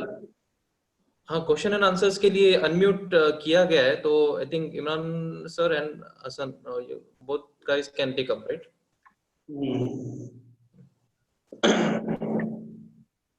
तो इमरान भाई और अब्दुल कादिर सर, क्या कोई ऐसा पर्टिकुलर टॉपिक के लिए जो है इतने मार्क्स होंगे, या इस टॉपिक में जो है या लेसन में जो है ज्यादा तवज्जो करें, इसके तरफ थोड़ा बताइए. सर ऐसा नहीं है, ये साल से क्या है, ये साल से है there is no blueprint. So all the topics are equally important. And the students have to prepare them thoroughly. इस साल से वो ब्लूप्रिंट, पहले ब्लूप्रिंट आता था एक लेसन के लिए इतना मार्क्स करके, लेकिन इस साल से वो कैंसिल किया गया है, क्योंकि सभी सब्जेक्ट जो है इम्पोर्टेंट है और सभी लेसन्स इम्पोर्टेंट, और इम्पोर्टेंटली उनको जो क्वेश्चंस जो हैं फ्रेम किए गए हैं, इसलिए यही सब्जेक्ट पर ज्यादा से ज्यादा मार्क्स आते हैं, या इस सब्जेक्ट में ही 4 मार्क्स का सवाल आता है करके अभी इस साल हम नहीं कह सकते.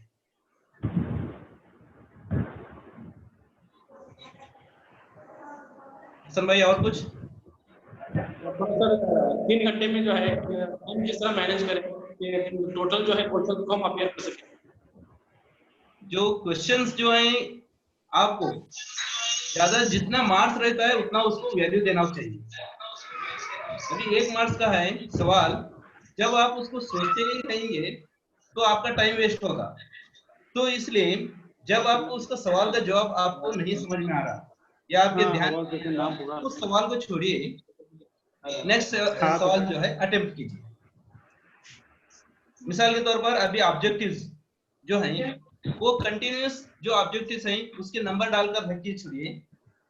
जब आप, हमारा दिमाग इस तरह से काम करता है, एक बार अगर उसको क्वेश्चन दे जाएंगे तो अपने आप को सर्च करने लगता है. जिस तरह से कंप्यूटर में सर्च एक ऑप्शन रहता है, अगर आप सर्च करके ऑप्शन देंगे उसके बाद में कंप्यूटर जो है सर्च करता रहता है. इस तरह से हमारा दिमाग भी जो है वो सर्च करता रहेगा, आपको उसका जवाब मिल जाएगा अगर आप उसको ध्यान से पढ़े रहेंगे या याद करे रहेंगे. यहाँ पर ये मेमोरी पर जवाब कितनी जल्दी, जो क्वेश्चंस का है तो उसे ज्यादा से ज्यादा इम्पोर्टेंट 2 या 3 कीजिए. इसी तरह से टाइम मैनेज कीजिए। सर ये तो पहला जो इन्फॉर्मेशन पूछी जाती है बच्चों के हॉल टिकट नेम,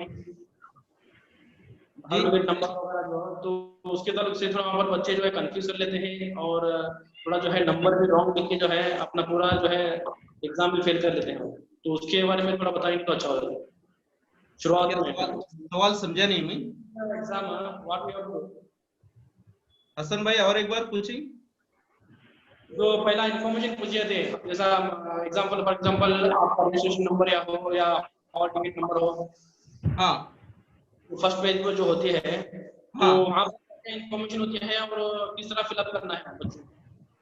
वहां पर अभी तो सिर्फ आपको रजिस्टर नंबर उतना ही लिखना चाहिए, जितने डिजिट हैं उतना ही आपको बॉक्स दिए जाएंगे, एक एक डिजिट में एक एक नंबर लिखते जाएंगे तो आपको पता चलेगा कि आपका सही नंबर है या नहीं। यहाँ पर आपको जो नए स्टूडेंट्स हैं इसके 3 हिस्से हैं। पहला 2020, उसके बाद में 3 डिजिट जो हैं वो सेंटर डिजिट रहते हैं, उसके बाद में 4 डिजिट जो रहते हैं आपके नंबर रहते हैं। तो इस तरह से आप याद रख सकते हैं, यानी कि 2020 तो कॉमन है, उसके बाद में 3 नंबर जो हैं वो आपको सेंटर का, यानी कि वहां पर जो सेंटर है वो सेंटर के सभी ये 7 नंबर जो हैं 4 7 ये सातों नंबर जो है सेम रहते हैं। इसके बाद में आगे के जो नंबर रहते हैं वो लास्ट एक एक चेंज होता रहता है, उतना ही ज्यादा से ज्यादा अगर वो सेंटर की कैपेसिटी 300 है तो स्टार्टिंग से 300 तक उतना ही बड़ा रहता है।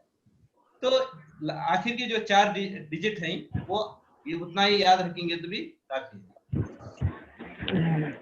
और सर जो बच्चे यहाँ पर मौजूद हैं तो वो भी थोड़ा अपने डाउट्स क्लियर करेंगे तो अच्छा होगा, उनकी तरफ से कुछ भी क्वेश्चंस होंगे तो अच्छा होता है। हाँ ठीक है sir. Hassan bhai, there is a question from Shakil Ahmed Matte. Shakil Ahmed Matte, आप अनम्यूट कीजिए और आप सवाल कीजिए। Hello Shakil, you can ask. अस्सलाम वालेकुम कार्यकर्ता सर। हाँ बताइए सर। सर ये 3 और 4 मार्क्स के जो सवालात हैं वो बच्चों के लिए बहुत ही मुश्किल होते हैं बताने के लिए, हम टीचर्स के लिए भी, क्यों बोले तो अक्सर बच्चे पूछते रहते हैं कि डेफिनेट सवालात बताइए सर आप लोग, तो हम उनको कैसे बता सकते हैं कि यही सवालात आएंगे, समझ में नहीं आ रहा। इस साल से एसएसएलसी बोर्ड ने इस तरह से किया है कि जो सवालात इस सबक में 3 मार्क्स का ही उतना ही सवाल आता है, 4 मार्क्स का सवाल आता है करके इस तरह से नहीं किया गया। जी सर। तो सभी सबक के लिए एक इम्पोर्टेंट बताया गया है। पहले क्या था, यहाँ तक एक सवाल फर्ज करो पहला सबक के लिए 4 मार्क्स अलॉट किए जाते थे, तो हम कह सकते थे कि ये सबक में 4 मार्क्स के सवाल आते हैं, या सबक नंबर 7 उसके लिए 10 मार्क्स हैं। तो ज्यादा से ज्यादा हम क्या करते थे, 10 मार्क्स यानी कि ये सबक 7वें सबक पे ही ज्यादा ट्रेस करते थे। 1 मार्क्स या 2 मार्क्स जो सबक दिए गए रहते थे उसको ज्यादा ट्रेस नहीं करते थे टीचर, तो इसको निकाल दिया गया है। यानी कि जो किताब में जो भी लेसन्स हैं, जो भी इम्पोर्टेंट्स है उसको इक्वली इम्पोर्टेंट बनाया गया है। तो यहाँ पर थ्रोली जो टेक्स्ट बुक है उसको पढ़ना बहुत जरूरी है। हाँ सर। हाँ सर, और एक सवाल मेरा, अभी लॉकडाउन की वजह से बच्चों के दिमाग में से वो पूरा निकल गया है ना पढ़ने का, तो उनके लिए किस तरह मोटिवेशन करना चाहिए? दैट इज द रीजन हम ये जो प्रोग्राम कर रहे हैं आज। जी सर। हम आज जो ये प्रोग्राम किए हैं उसी पॉइंट को मद्देनजर रखते हुए, keeping that point of mind in our mind, we have organized this program। और ये प्रोग्राम इसीलिए किया गया है ताकि बच्चे अक्सर तौर पे मार्च के लिए तैयार हुए थे, afterwards multiple times it got postpone और उनका मोटिवेशन लेवल डाउन हो गया है, और वो मोटिवेशन को रीबिल्ड करने के लिए हमने प्रोग्राम किए हैं। I think that is the main objective of this program। And to answer this, I think concluding remarks में HN रमेश सर बताएंगे कि किस तरह मोटिवेट करना चाहिए। And more than others motivating, in my point of view, students themselves should motivate themselves। and they should not prepare only for the current exam but for the future exams also. जो भी पढ़े हैं SLC syllabus के लिए, ये सिर्फ SLC के लिए काम नहीं आता, बल्कि फ्यूचर में अगर कॉम्पिटिटिव कोई भी कॉम्पिटिटिव एग्जाम अगर आप लेंगे तो उन कॉम्पिटिटिव एग्जाम्स में यही सवालात फिर से आएंगे। हाँ सर, यही सवालात फिर से आएंगे। तो आपको जो भी कॉन्सेप्ट जो बच्चे पढ़ते हैं वो सिर्फ ये एग्जाम के लिए नहीं but for the future, for the life time वो चीजें याद रखना पड़ेगा। अगर वो याद रखेंगे तो उनका मोटिवेशन लेवल, वो self motivated, so others can just सिर्फ हैंड होल्डिंग कर सकते हैं, direction we can show, but students themselves should motivate themselves. They have to be voracious, they have to be eager to gain knowledge, not only to write but to be a good knowledgeable person for the future.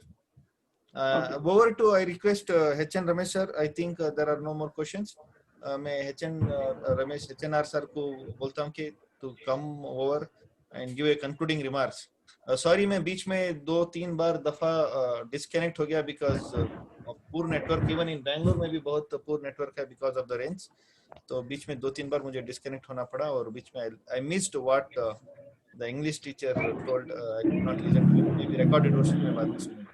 Over to HNR sir. Sir, kindly unmute and take over, sir. Hello. Yes, sir. Please. Yes.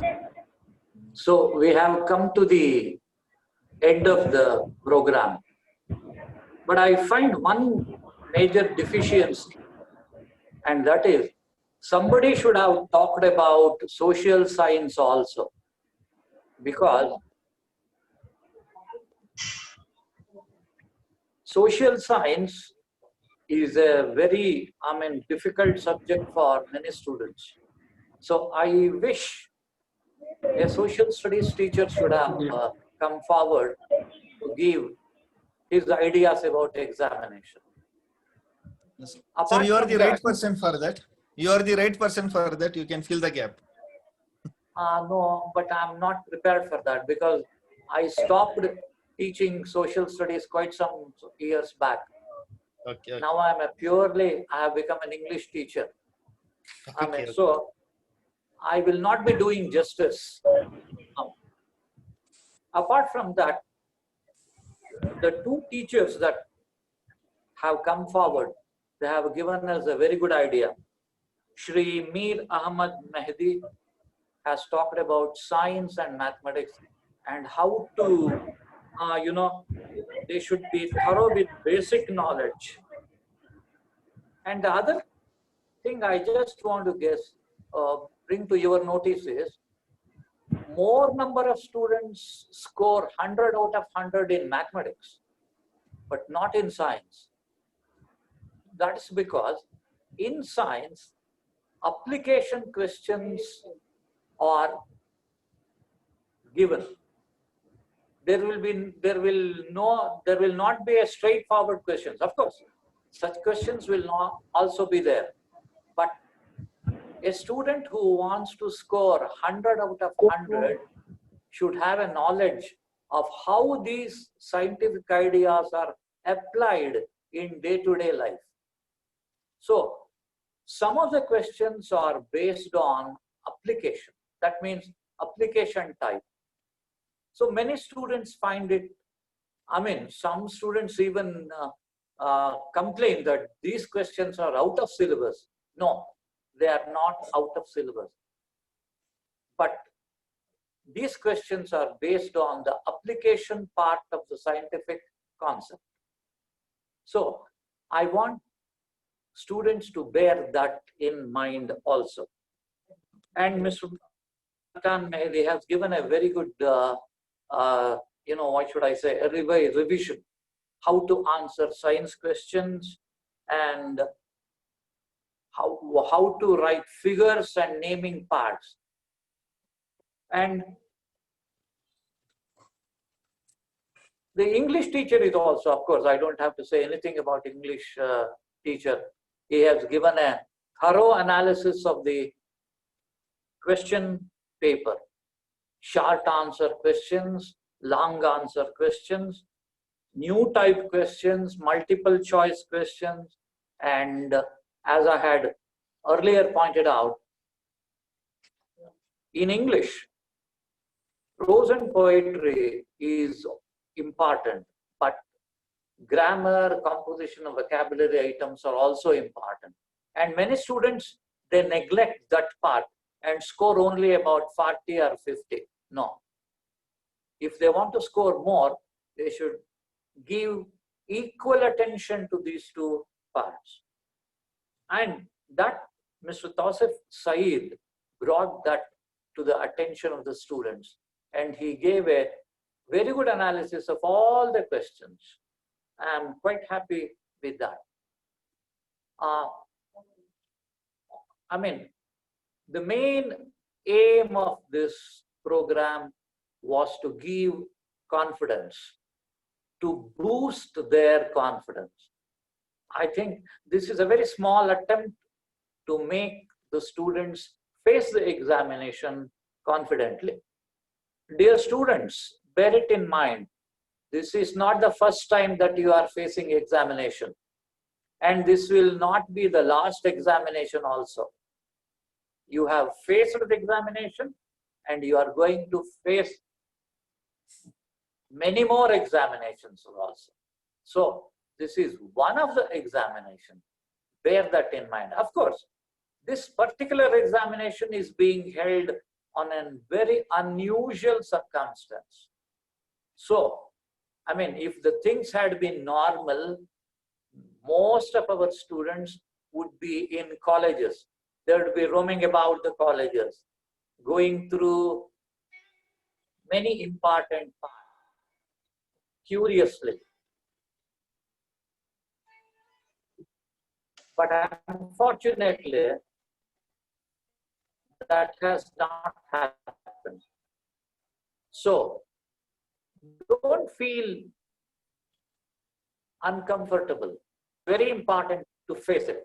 This is, as I told you, unusual times. And a person who adapts to the environment is the one who is going to survive, who is going to become great. Okay? So, dear students, bear that in mind. We are with you. Teachers are with you. Society is with you. So, go to the examination with confidence and score very good marks.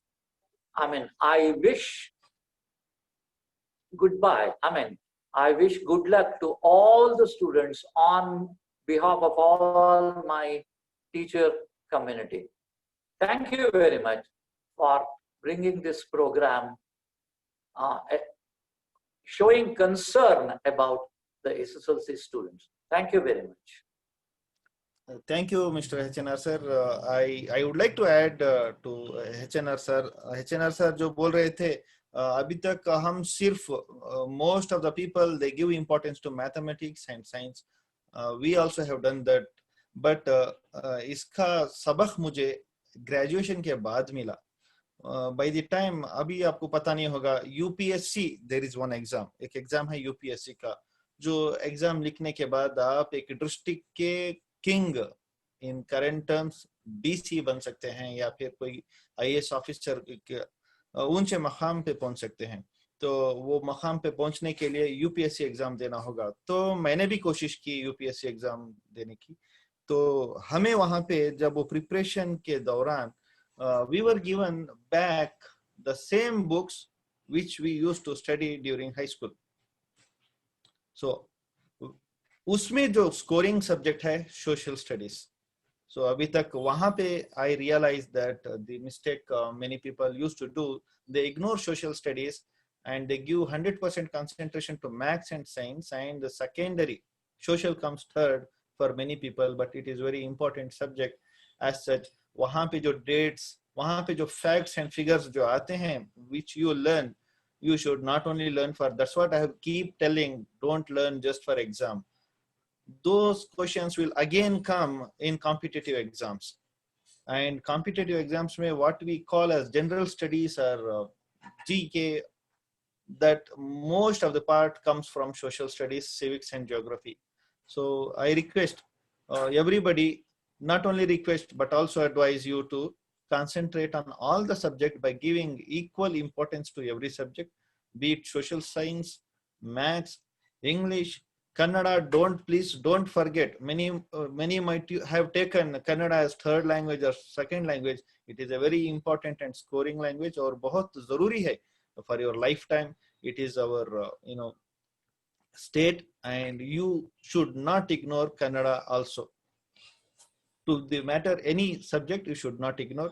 Take every subject as important, और आपका confidence बनाए रखिए और exam आराम से लिखिए, दुआ करके जाइए, जाने से पहले 2 रकात शुक्राना नमाज पढ़िए, अल्लाह से दुआ कीजिए कि वही सवाल आए जो आप पढ़े हैं, तो और आपको भी चाहिए कि पूरे सवालात पढ़ें, पूरी तैयारी करके जाइए और 2 रकात शुक्राना नमाज पढ़िए, वज़ू दुगाना कीजिए, मुनाजत के सिजदे में जाइए एग्जाम से पहले, and meditate, while you are waiting outside the examination hall. Don't just rush, ये भी पढ़ लूंगा वो भी पढ़ लूंगा. The preparation should be done much before, but before you start, think of your God, think of your future, visualize. आप just imagine कीजिए कि you are one of the greatest scientists. You imagine that you are one of the greatest officer or some greatest businessman. So जो भी आप imagine करेंगे और वो imagination के frame में fit होने के लिए आप जो करना चाहिए, that preparation you do and think that you can write, आप लिखेंगे, and be motivated, don't lose.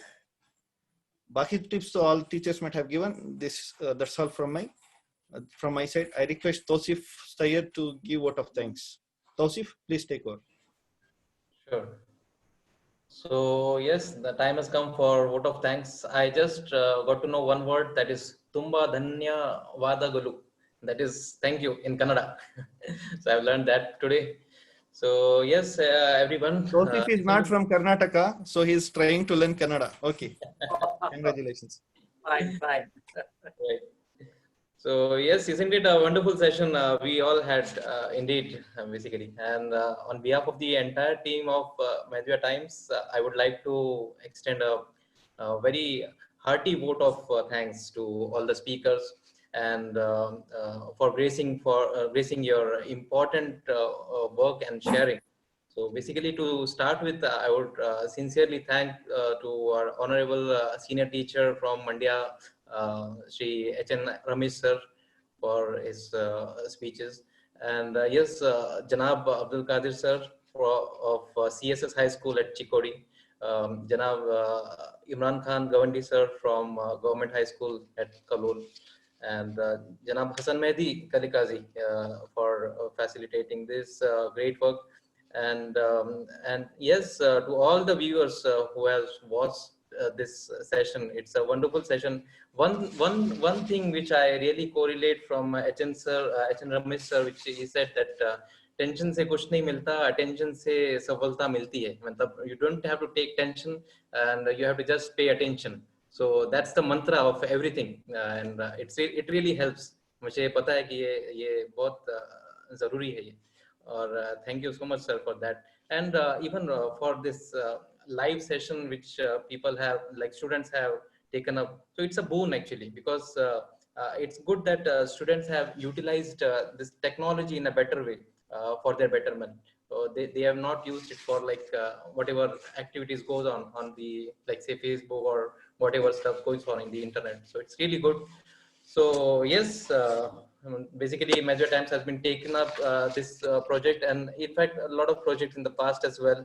So I really appreciate all the team members, and thank you all for your wonderful work.